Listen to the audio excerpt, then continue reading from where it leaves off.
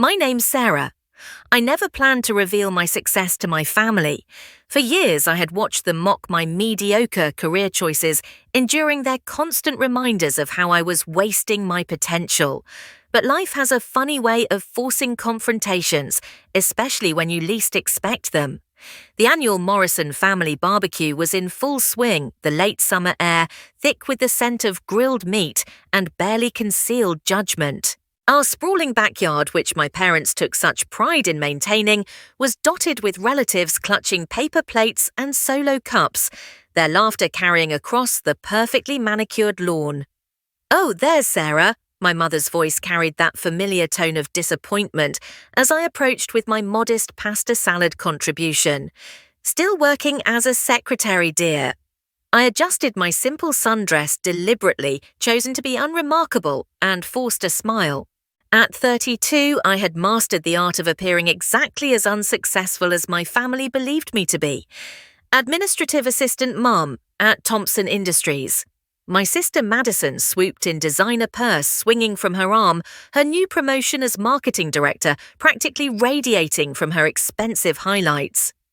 "Mum, you won't believe what happened at work today. The CEO himself praised my latest campaign."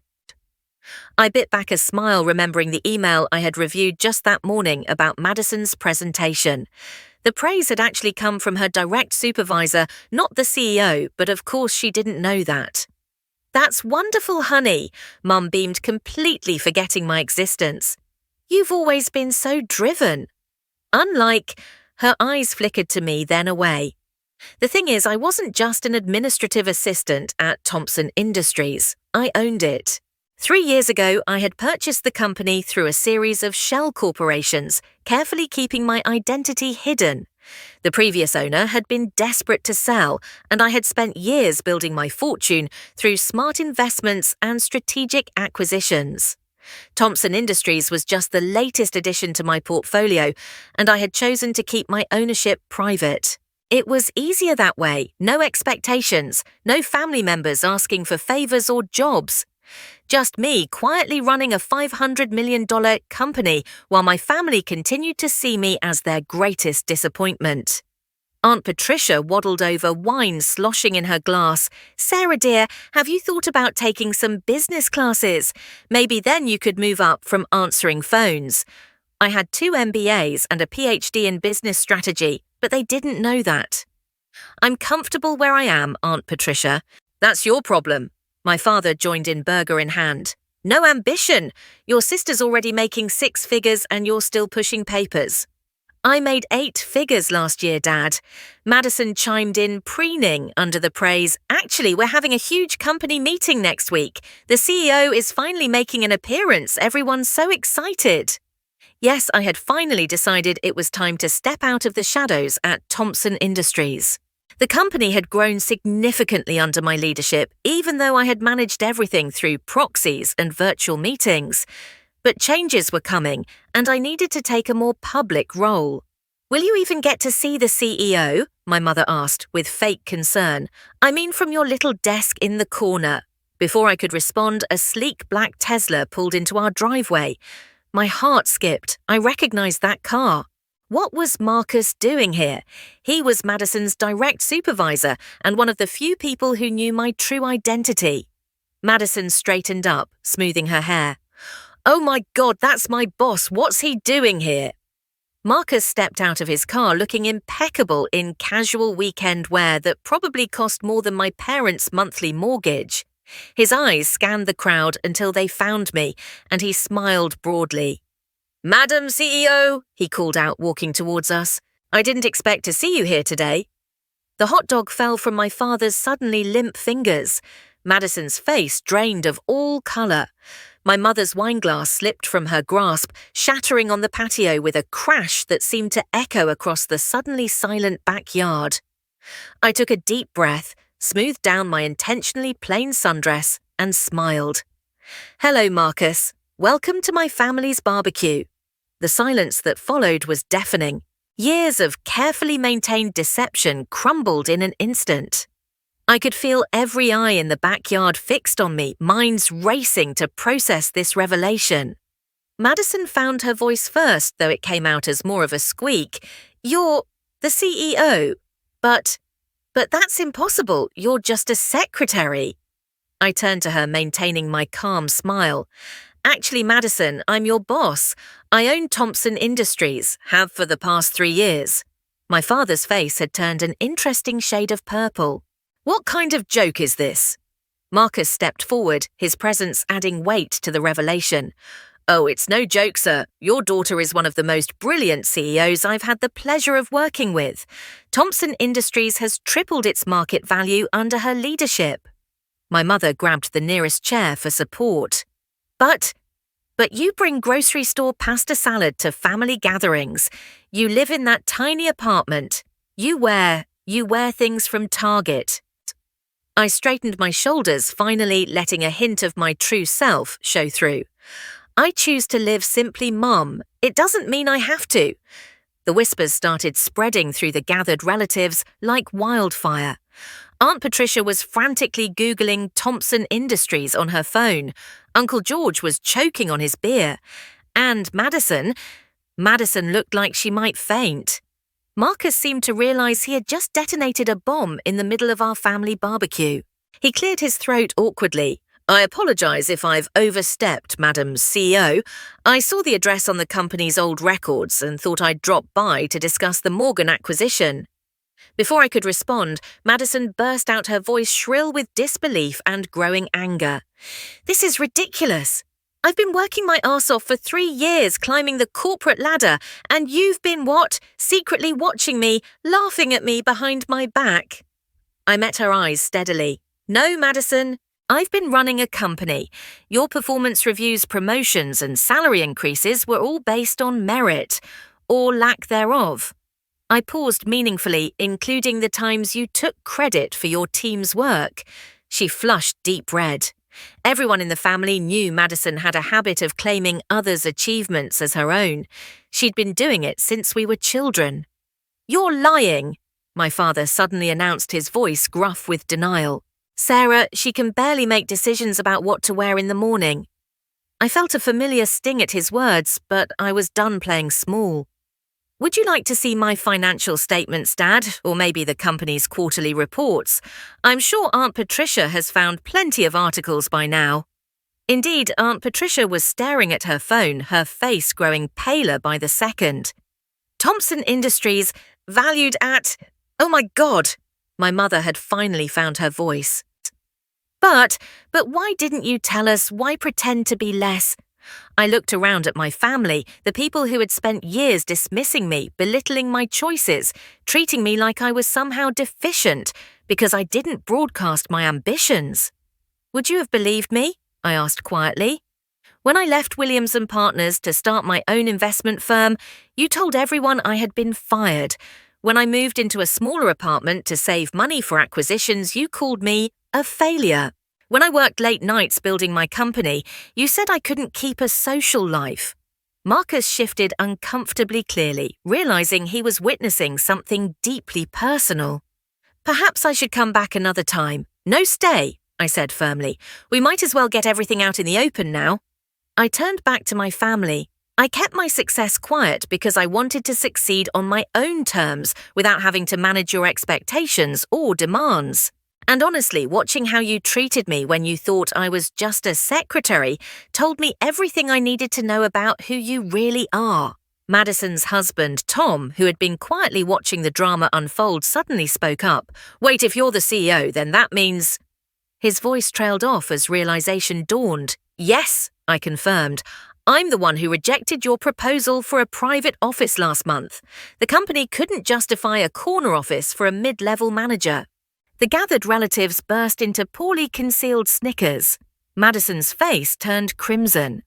I assume the Morgan acquisition you mentioned is about the merger. My Uncle George, a business lawyer, piped up. The family vultures were already circling, seeing opportunity in their newly discovered successful relative. That's confidential company information, I replied coolly. Just like the raise Madison's been bragging about requesting won't be happening. You can't do that, Madison protested. That's discrimination. I can. Your last 3 projects were over budget. Your team has the highest turnover rate in the company, and your latest campaign proposal was rejected because it was remarkably similar to our competitor's campaign from last year. I smiled thinly. I may be your sister, but I'm also your boss. And unlike our family dynamics, my company runs on merit, not favoritism. My mother collapsed into a nearby chair, fanning herself dramatically. All this time, all the things we said. Yes, I cut in. All the times you called me useless. All the family events where you seated me at the kids' table because I hadn't achieved enough to sit with the adults. All the snide comments about my clothes, my car, my life choices. I straightened my Target dress proudly. I remember every single one. The silence that followed was heavy with realization and regret. My father seemed to have aged 10 years in the last 10 minutes. Madison was staring at her expensive shoes, probably calculating how many more payments she had left on them with her current salary. Marcus cleared his throat. For what it's worth, your daughter has built one of the most respected companies in the industry. Our employee satisfaction rates are the highest in the sector, our profit margins are exceptional, and our corporate culture is studied at business schools. Speaking of business, I added, reaching into my simple handbag and pulling out an envelope. I have something for you, Dad. His hands trembled slightly as he took it. Inside was a property deed for his beloved backyard, the scene of so many family gatherings where I'd been belittled and dismissed. The mortgage you've been struggling with, I said softly, paid off. Consider it a return on all the investments you didn't make in me. Aunt Patricia choked on her wine. Uncle George dropped his phone. Madison looked like she might actually pass out this time. Now, Marcus. I turned to my colleague, deliberately shifting to my CEO voice, the one I used in board meetings. About the Morgan acquisition, shall we discuss it over dinner? I know an excellent restaurant that isn't owned by any of my relatives. As Marcus and I walked toward his Tesla, leaving my shell-shocked family behind, I heard my mother's faint voice, But what about the barbecue? I turned back one last time, surveying the scattered paper plates, the abandoned potato salad, the frozen faces of my relatives. I think we're done here. I have a company to run. I smiled, channeling every ounce of success I'd hidden for years. Oh, and Madison, don't be late for the company meeting next week. We'll be announcing some organizational changes. The drive away from my parents' house was silent for a few moments before Marcus spoke. I truly apologize for dropping that bomb. I had no idea they didn't know. I laughed, feeling lighter than I had in years.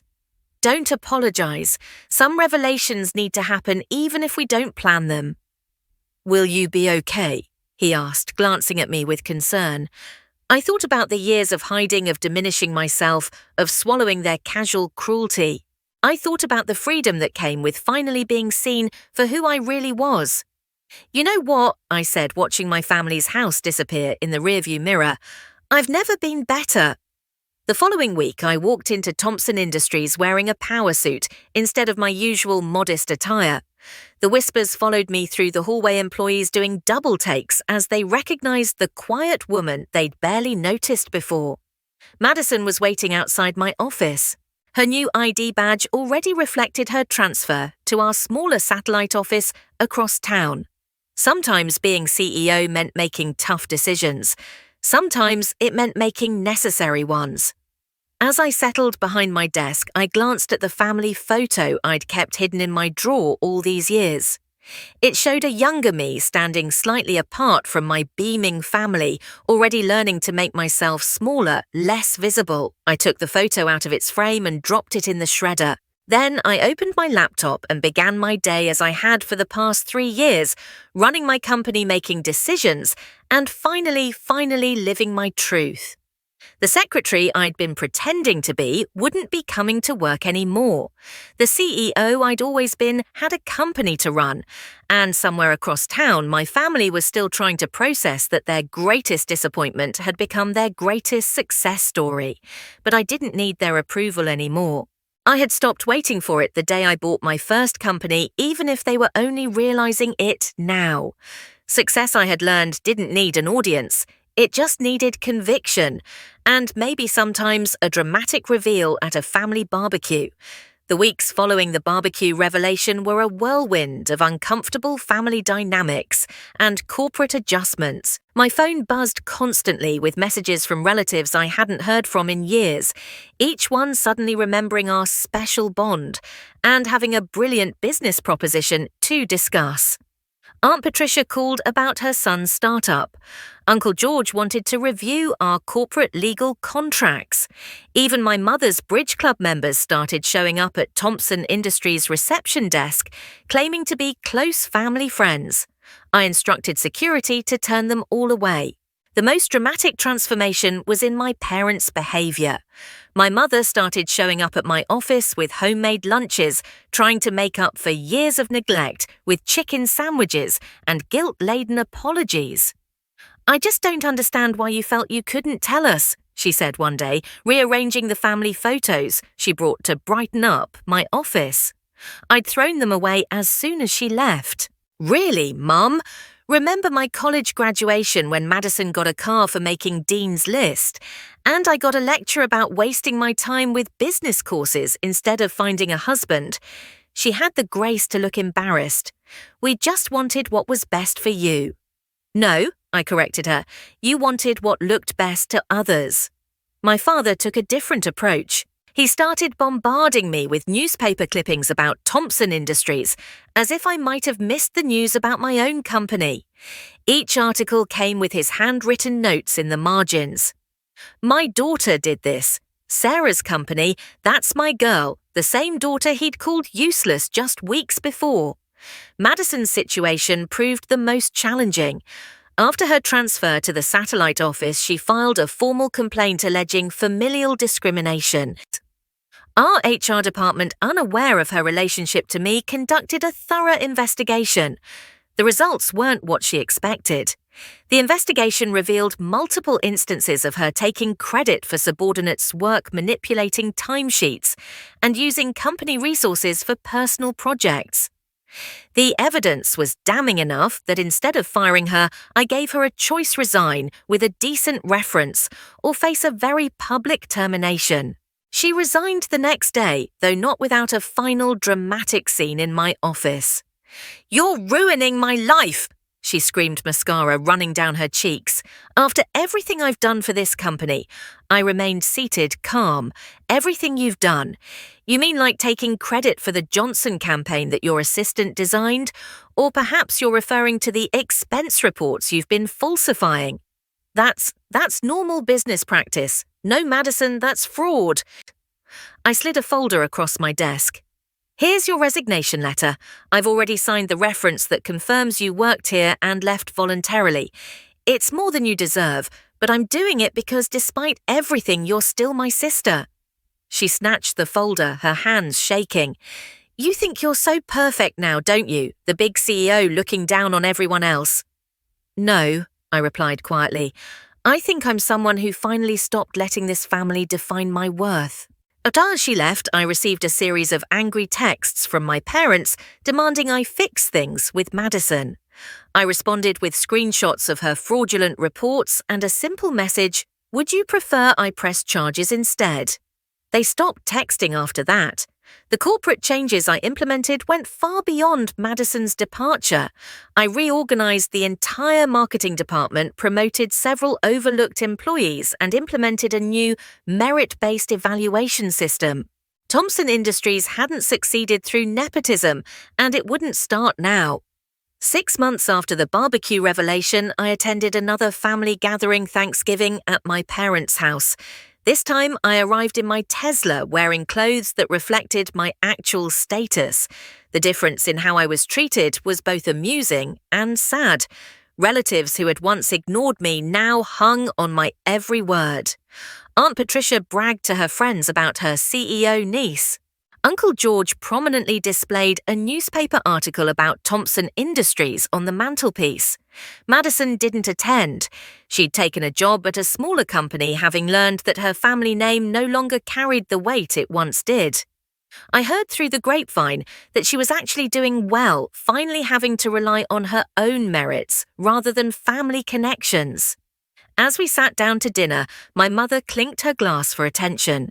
"I'd like to make a toast," she announced, her voice trembling slightly, "to Sarah, who showed us all that success doesn't always look the way we expect it to." I raised my glass with the others but added my own quiet addendum, "and to authenticity, which matters more than appearances." Later that evening, as I prepared to leave, my father caught me by the door. He looked older, more uncertain than I'd ever seen him. "I was wrong," he said simply, "about everything, about you." I nodded, accepting his words, but not offering absolution. Some wounds take longer to heal than others. The following Monday, I sat in my office reviewing quarterly reports and thinking about how life had changed. My assistant buzzed in. "Your mother's here again with lunch." I smiled slightly. "Tell her I'm in a meeting. I had a business to run after all." As I turned back to my work, I caught my reflection in the window, confident, powerful, no longer hiding who I was. The secretary was gone, replaced by a woman who had learned that the best revenge isn't wealth or success, but finally unapologetically being yourself. On my desk sat a frame with a new photo not of family, but of my corporate team at our last charity event. These were my people now.